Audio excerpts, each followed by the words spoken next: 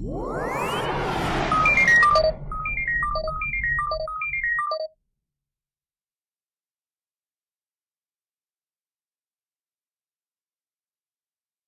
everybody. My name is MicheleMarieDalene. I'm the North American Snow Queen. Hail Mary Meet.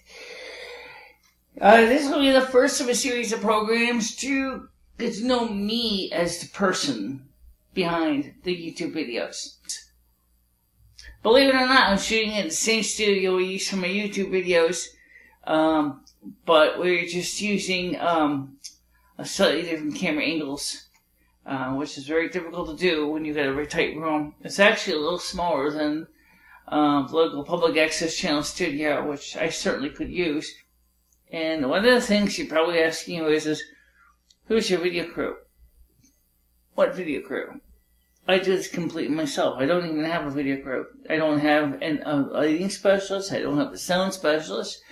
I don't have a set designer. This is my work. Completely, which is nice because it means I don't have to worry about have a long line of rolling credits.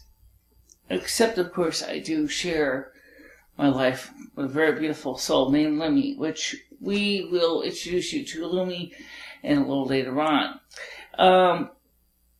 But right now, the whole point of this video is to get you to know who I am and what I am and why I'm here on this earth. First of all, I'm a very deeply spiritual person. I happen to love very much Mother and Father God. We all know Father God. He's most commonly known in Christians as the Lord. We also know, of course, Father God by Islam, which is Allah.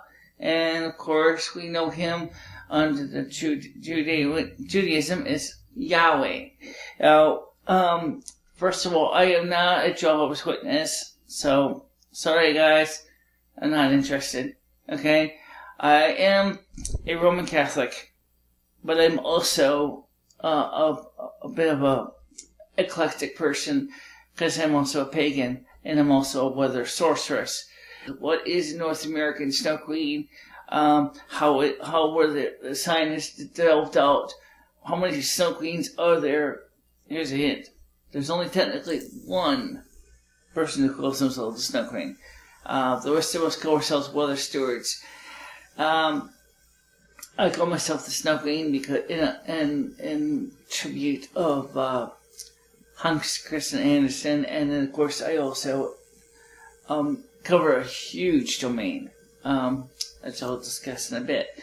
But for right now, to answer your question, there's 7 other stewards, as our applicable titles are. We were appointed by Mother God because we had the certain qualifications of compassion, empathy, knowledge, and also discipline. What you see on YouTube is only a facet of my life. It's not the whole thing. I mean, I got a huge audience, and it goes over a huge domain. I cover North America, which includes the United States, Canada, Alaska, and of course Southwest Greenland. Okay? No, I don't do Hawaii. That's somebody else's job. Because that would be under the Asian Weather Steward, and they maintain the winter weather there. So there, as I said, let's go through the main weather stewards as I understand it here in the Northern Hemisphere, and then we'll go through the ones in the Southern Hemisphere just so you understand. The Northern Hemisphere, let's break it down to numbers. Let's use the phytonet zones, if you will. If you ever know anything about phytonet, you know what I'm talking about. Zone 1, North America, Canada, and Southwest Greenland, Alaska. That's Io Mio. Zone 2, which is done by another lady. Her name is Frisia Somerson, who does the Western Europe and the British Isles. The last zone was for a while up for kind of a grabs because the original weather steward was disqualified. Originally it was supposed to be done by Alexander Voskov. He was disqualified by Mother. His ex-girlfriend, Tanaya, I don't remember her last name, takes on the role for the Russian area of Eastern Europe. The Southern Hemisphere, we have We have a weather steward for Africa. We have a weather steward for Australia, New Zealand. We have a weather steward for the Asia Minor. Yeah, Asia Major, which Asia Minor obviously covers all the Asian countries, and of course Asia Major covers all Saudi Arabia and the Middle East and things like that. So that's how that's all broken down into quadrants, and it's a lot of work to do it because you got to sit there and you got to focus on and study the weather. You got to know meteorology, you got to know climatology, to really have a good knowledge of what you're doing. Well, how do you manipulate the weather? Well, you're gonna laugh, or maybe some of you might cringe. I don't know. It's up to you. How do we control the weather? Well, for me, I use science. I use scientific principles and studies and observations before I cast a working. Working in this case involves using sorcery. On the other hand, the other stewards all can use various means to help to protect and provide some continuity in the environment. That environment is the key piece. We are in this to protect our homes and our world. We are not so much in it to protect the to do anything to improve or inflate our status. It is to serve our regional authority and to be to be a responsible person, because remember, it's a privilege, not a right. So basically meaning if you do wrong or you do a bad job or you're not true to heart, as was the case of Alexander Boscov, you're going to find yourself removed at any time. Now, once you are crowned, you have the title or weather steward for life and beyond life. Meaning that, yeah, you're a weather steward even if you're retired. Even if you're dead, you're retired then. Okay, basically, you're known for the work you did. Good or bad. It's just like our presidents of the United States. We don't treat, President Clinton really any differently in the history books that we do President Obama. We tend to treat them almost as in the same level, even though one was a few presidents ago. It's the same thing. However, the Snow Queen role, which was officiated and agreed on by Mother Asna, has a few more wrinkles than the standard weather steward. First of all, it's a monarchical role, which means that it's a monarchy. Which means that I am basically self-role. I basically have, within some extent or some limitations, I have basically almost absolute control of my region's weather. I can basically be, which means you can end up being like a real tyrant, or you can be a really, really decent monarch. If you want to be a real tyrant, you can basically tell the world that you don't care, and that basically you're going to freeze everybody's butt off. And you don't care if it's going to screw up the earth. Of course, again, remember there is some guidelines here, and that's one of them, is based on the rule of ready. Do as ye will, but harm none. Meaning, if you want to seriously freeze the whole entire quadrant to nothing but a solid block of ice, then you obviously, without thinking about the needs of the people in your quadrant, you have caused grave disservice to them. You could find yourself ousted from power, because remember, Mother Asna and Father Yahweh are higher than me, so it would be very easy to basically say, well, I'm sorry, but you didn't pass muster. We're going to appoint somebody else. But, place for playing the game, let's keep you in the history books. But, if you do well, and everything goes fine, then you remain, as you will see, and I'm probably some of the oaths from the coronation, of life and beyond life. What does that mean, life and beyond life? It means, basically, is, I'm the Snow Queen now, And I will be actively serving until I finally go home or I croak. When I finally croak, there is going to be another, if I don't have a successor planned, I got to come back, even in my spiritual realm or spiritual journeys, and still serve as the North American Snow Queen until I can find even someone after that point to take on the role, which is going to be a lot harder when you're dead than if you're alive.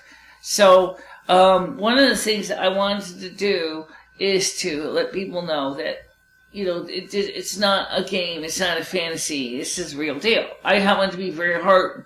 I've worked very hard on what I do.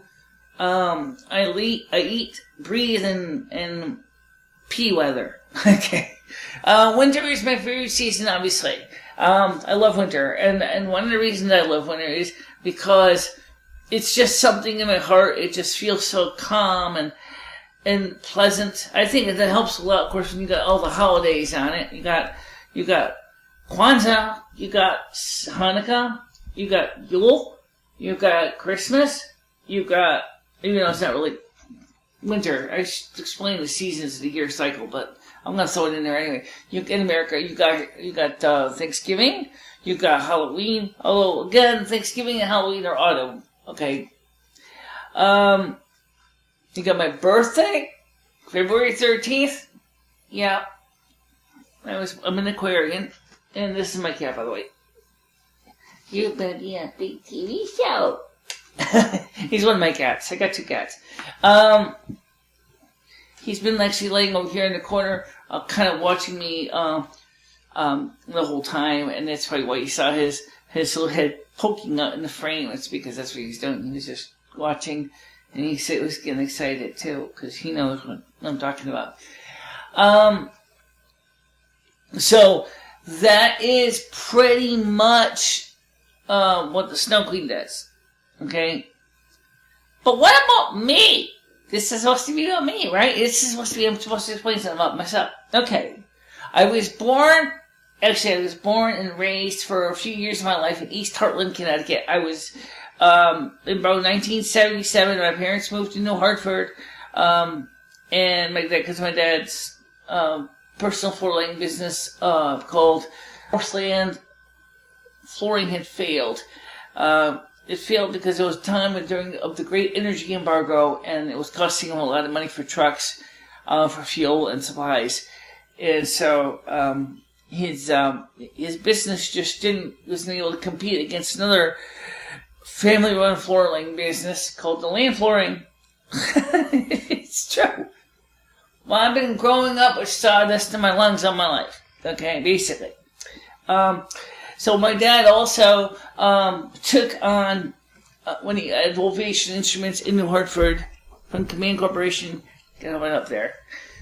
He took on making guitars because he had to feed a family, and he did that pretty much, as far as I remember, up until I think about 1983 or 5. He'd been doing that for a long time. And then in 1983, my dad and my mom were able to save up enough money to finally get a new house. And it was decided to get a house in Winstead here. And so we got a house in Winstead. And I went to the Gilbert School. I originally went to Regional 7 middle school, and of course the New Hartford public school systems. So really it was a very, pretty much I spent my whole life in this quadrant. This is not like I came on here out of Connecticut area and just basically planted myself here. No, I am a native.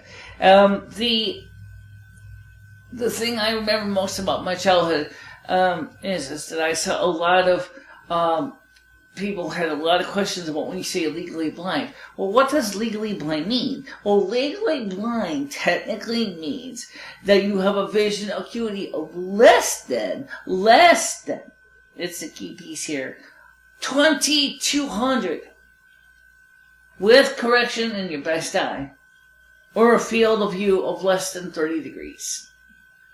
I happen to have both. My vision is 2400 in my best eye, which is my left eye. My right eye got a cataract in it. Guess what? They used to be 2,200 right on the legal demilitarized zone, if you will. But the field of view certainly kept me within qualifications, so I had no problem with that. People think just because you're legally blind, they think, oh, you can't do videos, you can't, work out, you can't do anything with photography. I was amateur photographer for many years throughout my elementary school, or through my high school, and 7th to 8th grade, and plus some of my years in high school in Gilbert. I was taking pictures like there's no tomorrow. I took lots of pictures. I was originally part of the Gilbert newspaper there called the Gilbert Sting, which was printed originally to the Winston Courier. I did a couple of photography pictures for a news story, which I don't think got used. And I was also a writer on the paper as well, to talking about things like legal blindness and concerns like that. And so I did all that. I've been involved in the media for a long time. But here's the thing that most people have a hard time. If you are trying to look up MicheleMarieDalene in those years, you're going to run into another name. The reason is because I am born a hermaphrodite. I have traits of both male and female. It is a medical condition. It is not something like Tootsie or Victoria, you see where someone actually is trying to play a role that they're not. That was the problem I was running into. I never felt like a boy then, and I never was. But I was being asked to, because my society role was, you gotta put on the pants, you gotta wear the clothes. Yeah, we're gonna have to tape up your boobs so they don't show. And we're gonna have to, and it was just like Elsa. I finally said, from Frozen, I just said, no, I'm not going to play this game anymore with you guys. I'm letting it go. By the way, it's one of my heroes is Elsa. But also, I also have other heroes too, in a lot of different fields. Of course, I talked about the spiritual God, my spiritual love of Mother and Father, Asna and Yahweh. I also happen to be, I really love St. Francis of Assisi. I love St. Clare. I do love St. Catherine of Siena and her dedication to being closer to Jesus and all that. So those people are very important. I also enjoy the work of Rebecca Messenger, which is a spiritual teacher, as well as the teachings of Lori Cabot of the First Witch of Salem, Massachusetts. I happen to read writings by many kinds of people, and to help me understand who I am and what I am. But the thing is we live in a society that tends to try to pick one or the other. You're either a boy or a girl. Okay? Well, legally I'm female, so that is that easy, which means that by law I am female and entitled to all said rights of femaleship. Femaleship? Femaleship. Did you check your femaleship lately? You can't be like Oh, it's true. It's true. Okay, now I'm going to introduce you to the other one. Okay, first of all, you want me to introduce myself? Yeah. Okay. I'm Lumia Finistra. I've been with Michelle. We're twin souls. Really, me and Michelle have been together since the beginning of time itself, when Mother Asna created all the souls. This is the first time we've ever actually shared and cohabited a soul together. In her last lives, we often would take turns on Earth trying to benefit from the skills of the other.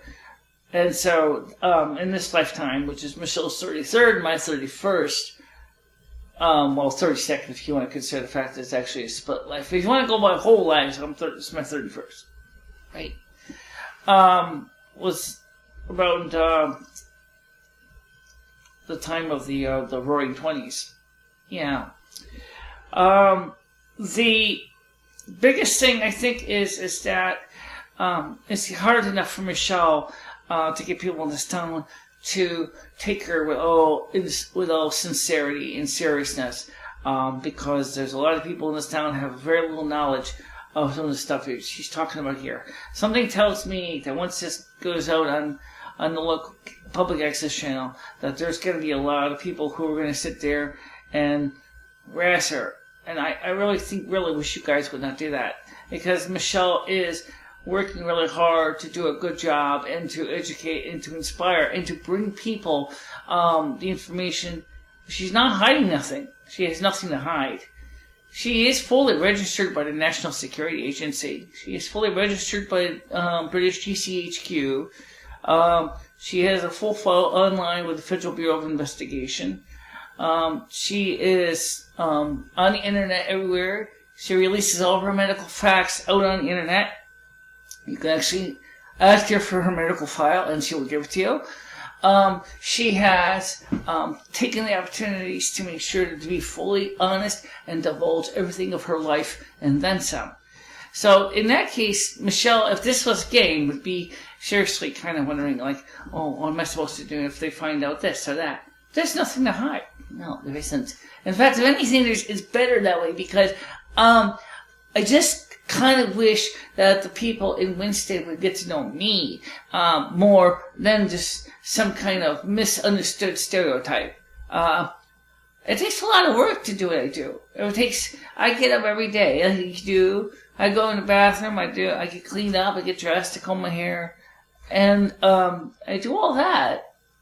And yet, at the same time, I have emotions and feelings, and of course, I like to do things, like go out in the town.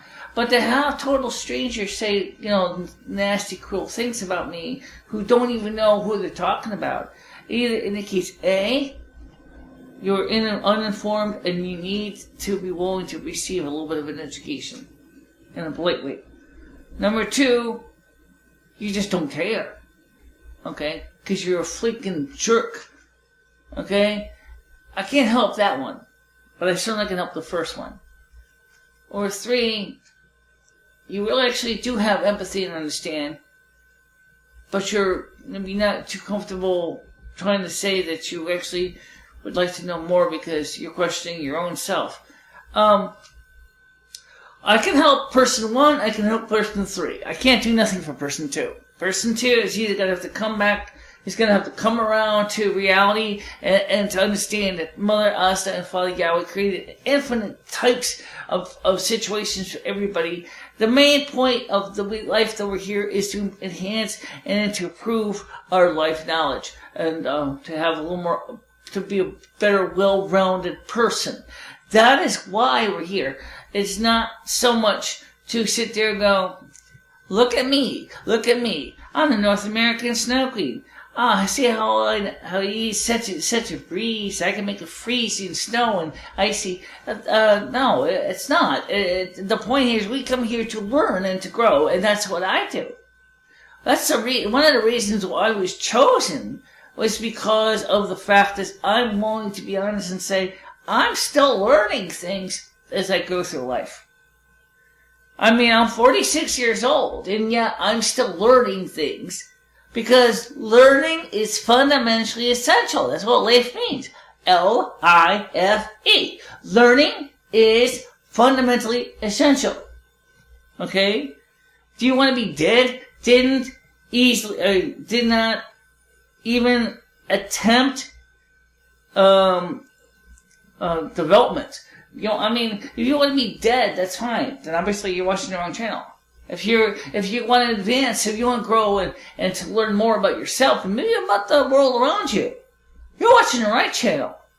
I will share my world with you. I welcome you to my world. I welcome you all into my home. I welcome you into my life. Okay? This is a local program, but we're also going to touch upon some of the videos from the past. Because we want you to understand who you are and who I am. Sounds good to me. It sounds really good to me. And by the way, folks, I'm going to be doing a video on, Michelle and I will be doing these videos together on this channel a lot. Because instead of Michelle and I setting up a whole separate channel, we're going to use the same medium, the same focus. Because a lot of the videos we normally do are pretty short. They're very short. And that's the truth. So for right now, I want all of you to don't forget to keep your eyes open. Ask questions with boldness. If you want to know something about a person and you really want to take an effort to get to know that person, instead of listening to the rumor mongers who are trying to tell you falsifications or unsure details, and you're sincere of heart, ask that person. If the person is willing to talk and wants to talk to you and you earn their confidence, don't ever abuse that confidence. It is a real blessing when you have a person that is willing to share their life with you. I mean, there's a lot of very unique individuals in this earth, and they all are here because we all want to better ourselves and to learn more of who we are and what we are. So, but for now, I will talk to you soon. Don't forget, if you can, please do check out my YouTube channel, and that way you can keep up with both channels, because we're going to be doing our best to keep each program's material from doing a lot of heavy crossovers, so you can always catch things that there that you may not see here, or vice versa. So until then, don't forget that I love you, Mother Asna loves you, Father Yahweh loves you. Good day, everybody.